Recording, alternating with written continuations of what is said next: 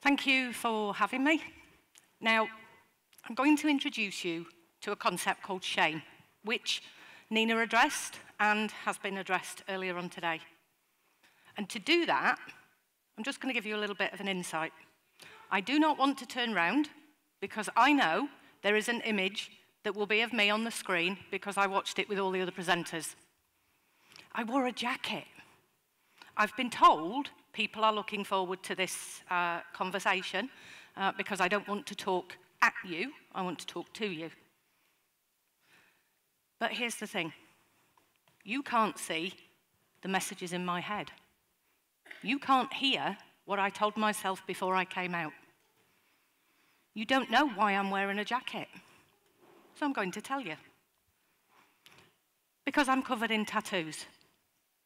And who trusts and wants to listen to an academic or a professional who's covered in tattoos? Those cognitive precepts I have to really address before I get on a stage and have a conversation. I sometimes bring water because when you speak to people, your mouth can dry up. Now, why am I even starting to address this? Well, one of the things about cyber trauma is it creates a shame, a secrecy, and a silence. And we know from child sexual abuse and all of the research that exists, Nina's presentation highlighted this, and thank you for saying about good touch, bad touch. I work with children from the ages of 2, and I do work with some adults, but mainly it's children who have been exposed to child sexual exploitation, grooming gangs, child sexual abuse, and the kind of stuff we've been talking about today. In cyber trauma, there is a different response, and I'm going to try and introduce you to a little bit around that today. But first of all, I'm going to really talk to you about why we should be thinking about shame as professionals. This image is my nephew. I asked him, sit in front of the computer and I want you to look really frightened. And this is the image he produced for me. But do you really think children react like that when they're sent an image, when they see something, when they're asked for an image? Not really. Maybe they will kind of freeze in part of the stress response, and quite often things happen within their body which I'm going to talk to you about. In particular cases of child sexual abuse when it comes to online mediums, the shame felt by children is generally associated with the platform that they're using. For example, if a 10-year-old is using Snapchat and something happens, the shame, or this is what they tell me, the shame comes from the idea that they might have to discuss that they were using a platform that they weren't even old enough to use. And of course, this is the education we give in schools. And inadvertently, sometimes we set up the situations for shame when we're trying to create situations where we want to decrease shame. And so one of the ways that shame is decreased in a therapy situation, and certainly, Nina, you demonstrated this with the kinds of questionnaires, is by having conversations and being able to talk about why wouldn't we say something, why would we say something. So helping destigmatize shame means we have to talk about it.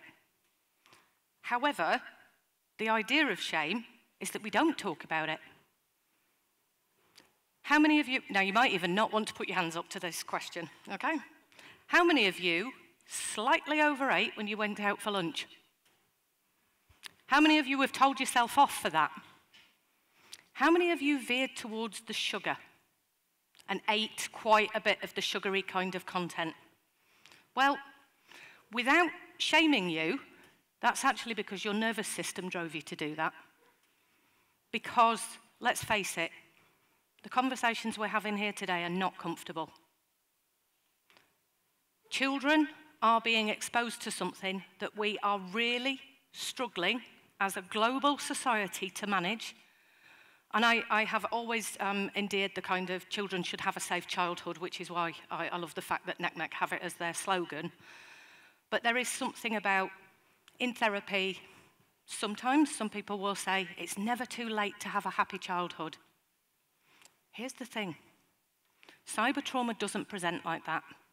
So, what I'm going to do is I'm going to take you through a little bit about your nervous system and a little bit about how you work so you can understand how children work in terms of their thinking, feeling, and doing.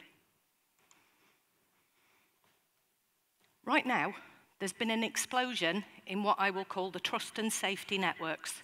So you might see this phrase in public spaces, you might see this for conferences.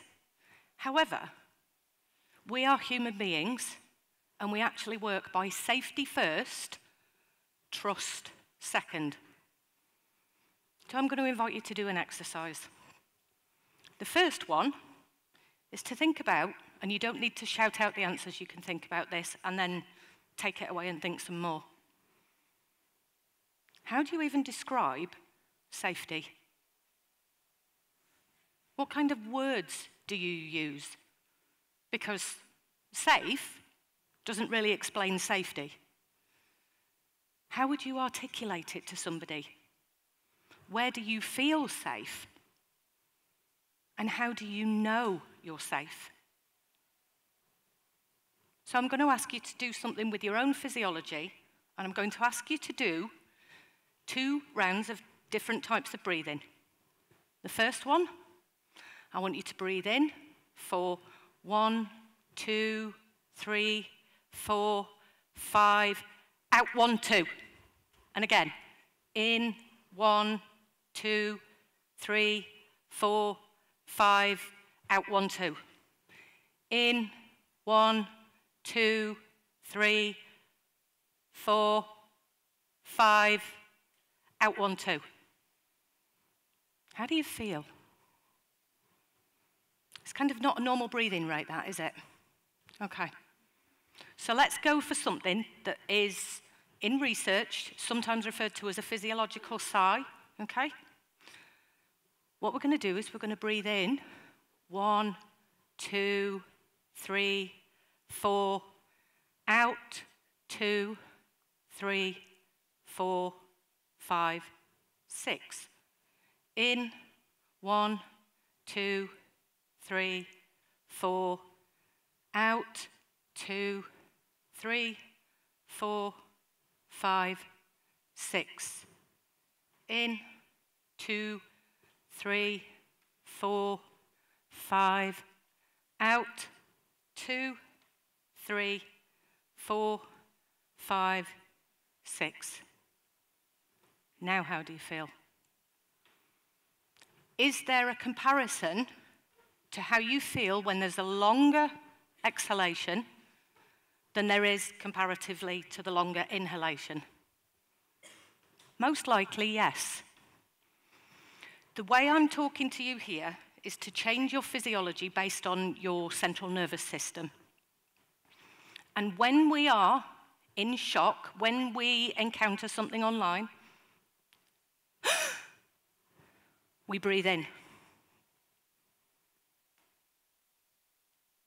Most of us forget to do the second bit. And the breathing out is the thing that slows our heart rate down, brings about something called the parasympathetic nervous system, and it's in that space, when you feel safe, you have the capacity to articulate what's going on internally. You have the capacity to think straight. But listen to that noise again. You did what? It's an interesting sensation, an interesting feeling. and it's an interesting association of shame. And for many people, shame is induced by that noise. And then if you replicate that noise in your own body, you can find yourself feeling humiliation, guilt, and shame, and they are three different processes, three different things. And in that moment, what goes through your head are generally all of the things that the perpetrator is communicating to you at that point in time. So let's think about why that might be a bit of an issue. So again, I'm going to introduce you to the concept of cyber trauma. And I want you to think just for a minute about the person you're sitting next to. Do you feel safe? Do you trust them? Yeah? What about when you were breathing differently? Did you feel you needed a little bit more bodily space? Yeah? All of those signals that you are getting at the moment are called corporeal, physiological signals. And what that means is, in the real world, energy to energy from the next person. So I want you to pretend, or you can take your smartphone out, either way, it doesn't really matter. If you could hold your phone where you would normally hold it, in terms of in front of your face. So if you all have a bit of a go, holding your phone. And now all I want you to do is just move it to the side of your body, and I want you to gaze at it accordingly, just like you would with a baby. Okay. This distance from your face to your phone, or your face to your computer screen, is the distance at which our body learns a very, very important lesson straight after being born. I'm safe. This distance provides a false sense of security if you are sitting with your phone. And if you are sitting with your phone and you do not have those physiological signs of impending abuse or somebody coming too close to you, the impact is going to be much more, because your brain and your body have a threat detection system. And if that threat detection system is in a false zone of safety, the impact is going to be more. And it's a pity Nina isn't sat there, because she was asking, this is why the impact of online trauma can be so much more difficult for us to manage, because we weren't prepared for it. Our bodies weren't prepared for it. So when we think about safety, this is really what we need to think about. In a moment of trauma, there are two processes that take place.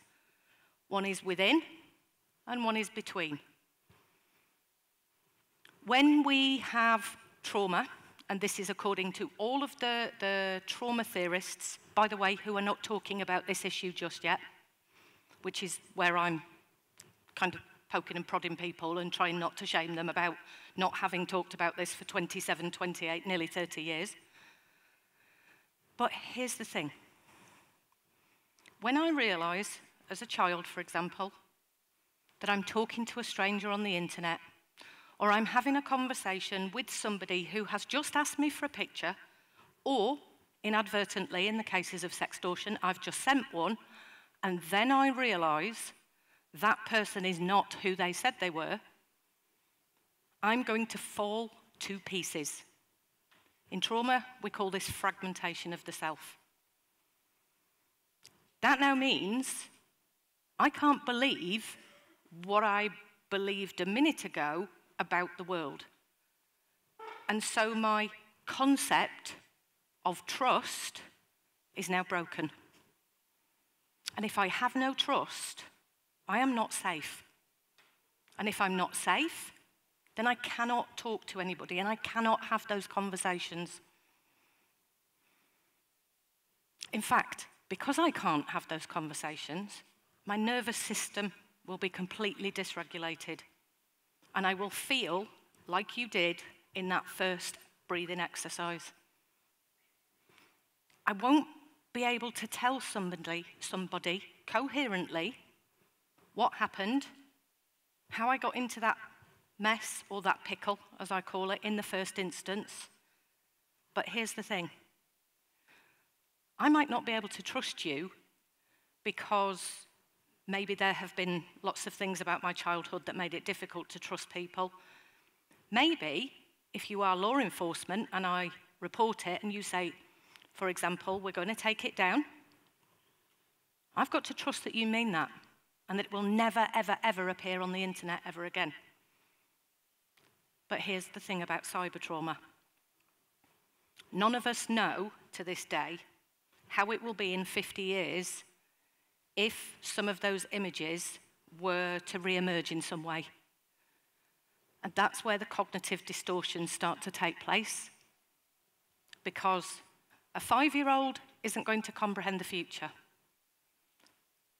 But if you noticed on the statistics, and when you see Nina's presentation, a lot of the ages are of children who can cognitively think. And they've been told in education, don't share an image.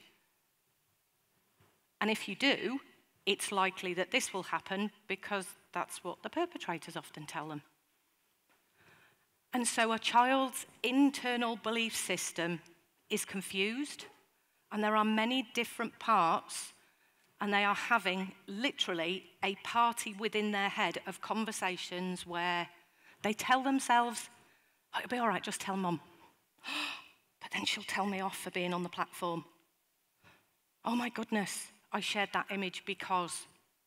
And all of those competing voices have to be silenced. And the only way we can do that is by meeting them where they are.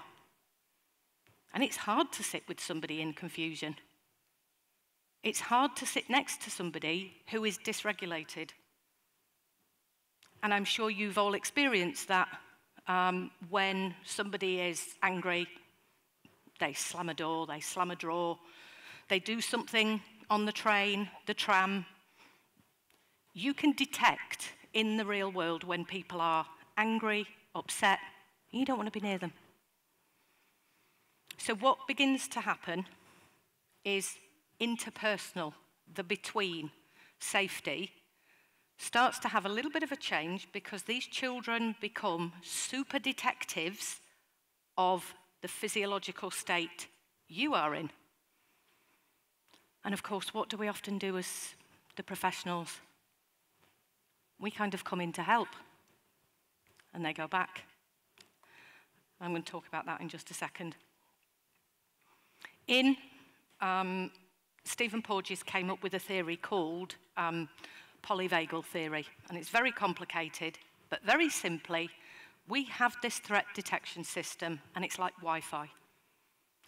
But in shame, it's kind of glitching, and it will not perceive safety where there is some, and it will misinterpret lack of safety where there might be a lack of safety. And so even the child in those real life situations can struggle to make connections with you, generally because we're adults, we're taller. Oh, in most cases you might be, I'm not so much taller than the children. And in those moments, they don't know how to trust. They don't feel safe in the world.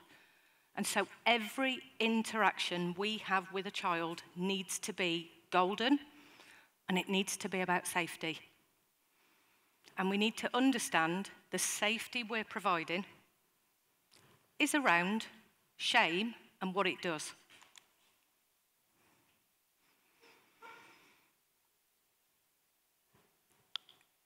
Shame is inherent. We feel it when we are small and tiny, and we know it. It's been described as soul murder.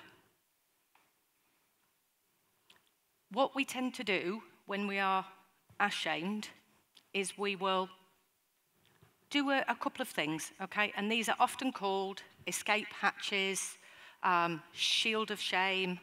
There are theories that will talk about the compass of shame. There are ways that we understand shame, and it's usually about the behaviour that the person engages in.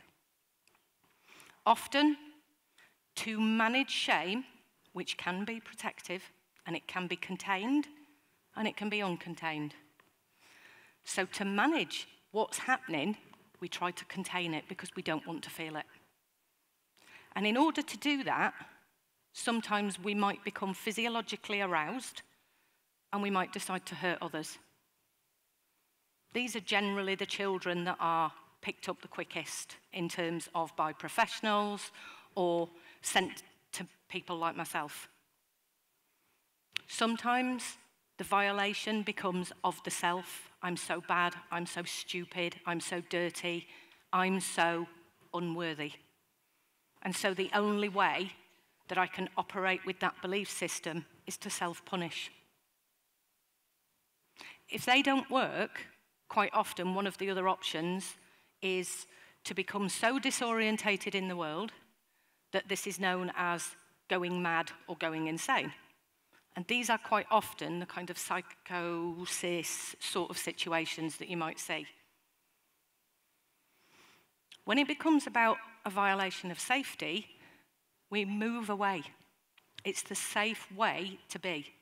And if you want to see just how prevalent this is, if you look at images of 9/11, people are running away from the 9/11 towers. Where do you think they're running to?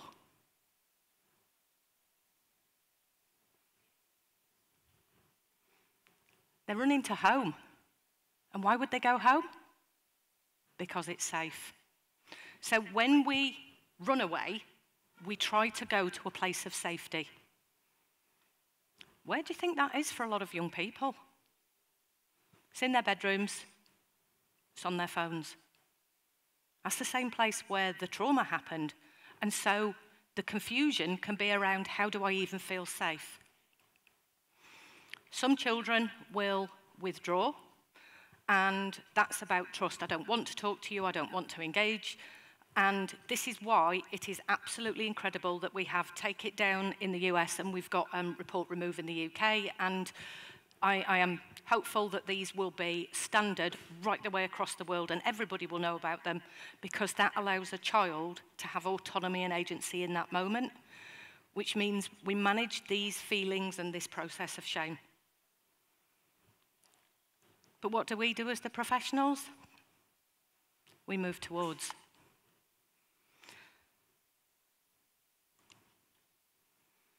So in order to be able to manage shame, we do need to become trauma-informed.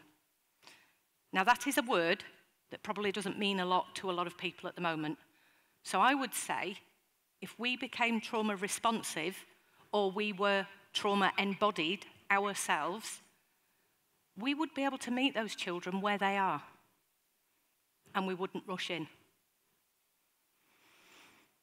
So that requires for us to be able to take note of why we are doing our job and why we are approaching the situation in the way that we are. Mostly it's because we want to help. We know suffering lasts a very long time until it is healed. So what we need to think about are the whole parts of a person, which include what they might be thinking, what they might be feeling, and what they're doing. And often when I'm teaching people in therapy, I show them this person triangle, which in cognitive psychology is drawn as a circle, and so many professions have many different shapes.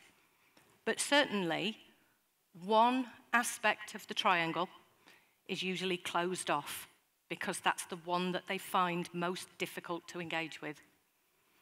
So they might be a doer. They might be throwing chairs and trying to hurt others. So we know if we have a child who presents with behaviours that are aggressive, and we might use the word violent, that actually they're doing okay in the doing part. It's what they're thinking and feeling. So we might talk to them. We might ask them questions. And then we listen for the responses as to whether they say things like, I feel, or I think. And generally, you get a clue from what they can do from that. One of the things to bear in mind is that trauma has an impact, and I'm not going to go into it too much today, all the way down to the DNA level. It has an impact in the cell. There is something called the cell danger response, and that also operates in the way that safety does. Cells in a dish move away from threat and move towards nourishment. Now, I'm not saying we need to think about children like their cells in a Petri dish, but we do need to think about the kind of thing that we can provide them and how they can look for nourishment in our professional capacity. We need to think about when we meet physically, what energy are we giving over? If it is a child throwing a chair, generally we want to be in a defensive mode because that's how most of us would approach a child. In order to meet a child where they are, there is research that says we should match their energy.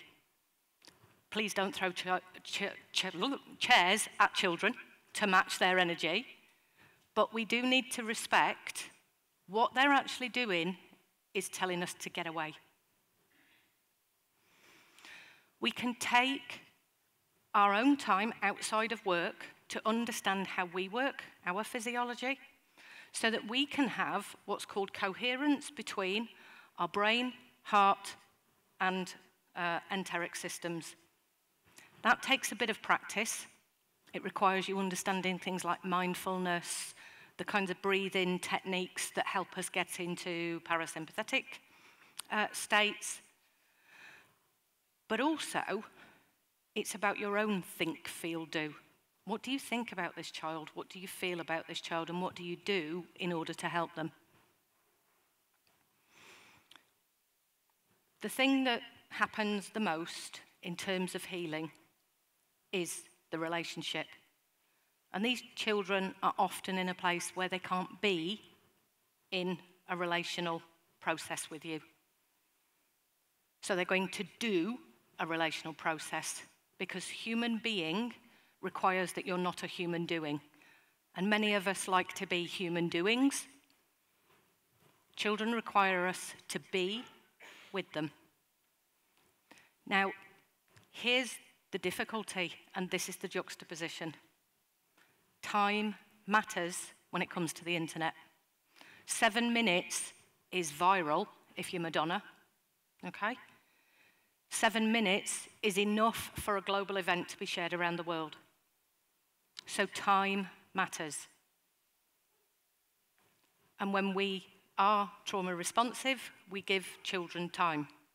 And we've got to negotiate this really difficult double-edged sword, which is how do we give them time whilst also making sure that we are efficient with the time for the issues that appear online.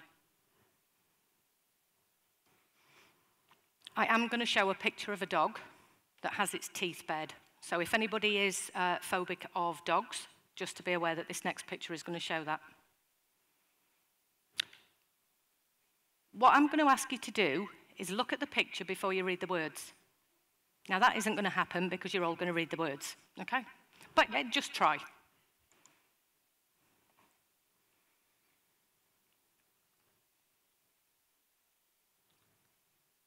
Is that dog really frightened? Is it being aggressive? Is it smiling? Has it got something stuck between its teeth? How would you know? You'd have to be there. And this is one of the things that I'd like you to think about is some of these children are in all of those states, maybe not so much the bit of food in their mouth, but they might be in lots of different states. They might be frightened, they might be angry, they might be aggressive all at once. because they've got lots and lots of voices and lots of feelings, and they're conflicting, and they don't always have the ability to articulate them. So what do frightened dogs need? A nurtured approach. Would you go up to that dog? Come on then, my lovely. Maybe not. Can you co-regulate that dog? That means, can you use your energy to regulate the dog? Maybe. What are your self-expectations when you turn up to the equivalent of a raging, snarling dog? What would you do if it was a dog that had withdrawn? No eye contact. Didn't want to talk to you. Would you be different? You would generally give it time. But that's going to be difficult to do when you're a professional and you're on time constraints anyway, because this is the thing about the world we live in. We have to meet certain deadlines. We have to meet certain KPIs, certain parts of the expectations of the employer. What children do tell me is they don't always want the gentle manner and the always this kind of voice. It irritates children who are frightened, and yet that's the voice we use for baby bunnies, baby doggies, and it's the kind of voice that we find ourselves going into when we want to try and placate a situation where maybe there's a lot of tension and discord, not the app. What you will find as a major signal from a lot of children who have been cyber-traumatized, and certainly those who have been in a position of betrayal, they will not make prolonged eye contact with you. And so I would say, treat the children the same way you would a gorilla or a scary dog. You don't then make extended eye contact either. We have to have empathy. Now, empathy comes in lots of different flavors. You can have a cognitive empathy. I can understand what you've been through, and what you'll get told by a child is, no, you can't. I guess it was really difficult. Well, duh.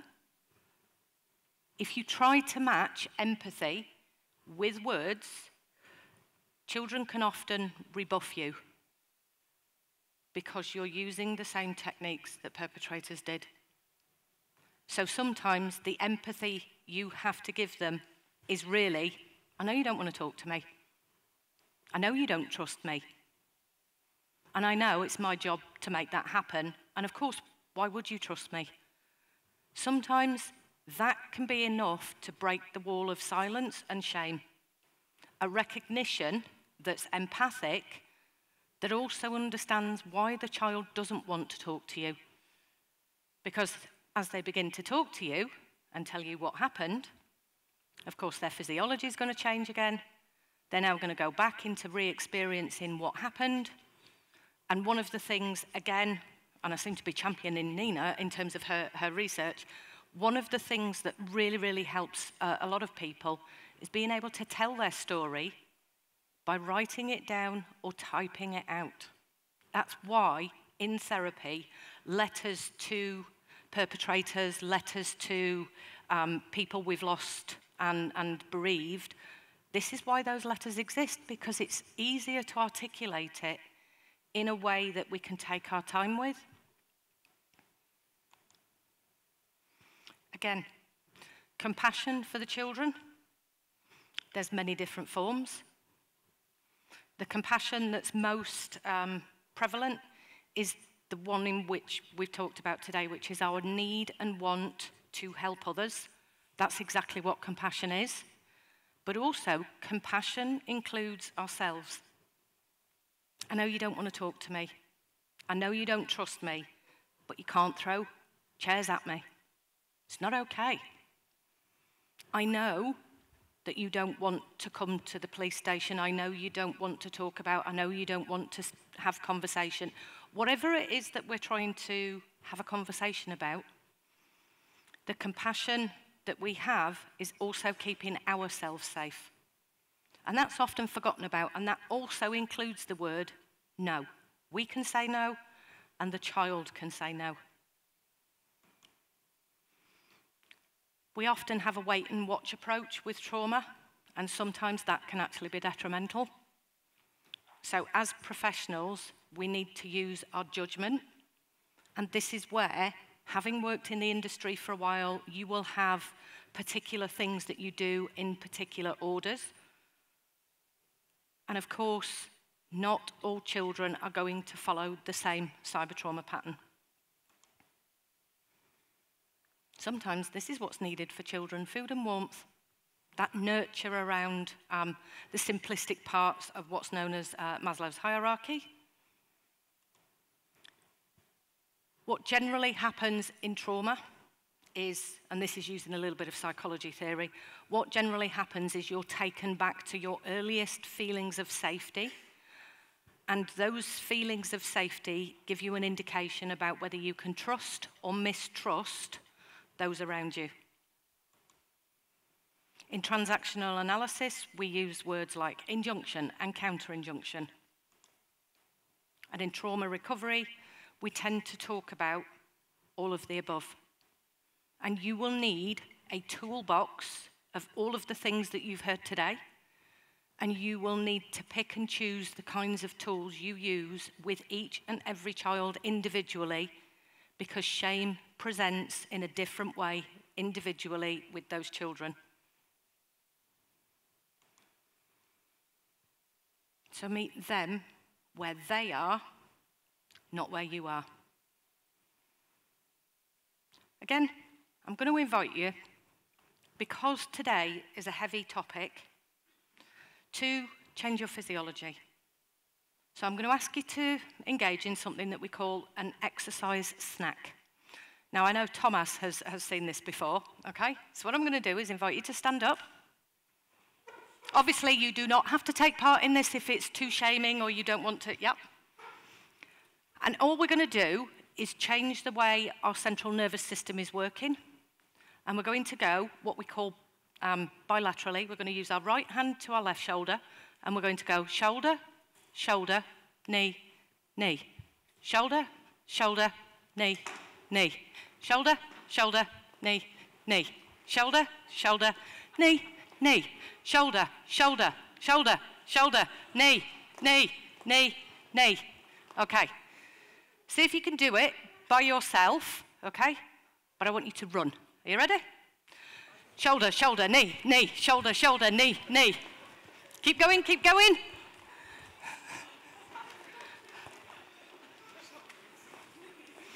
Okay. Okay, you can all sit back down.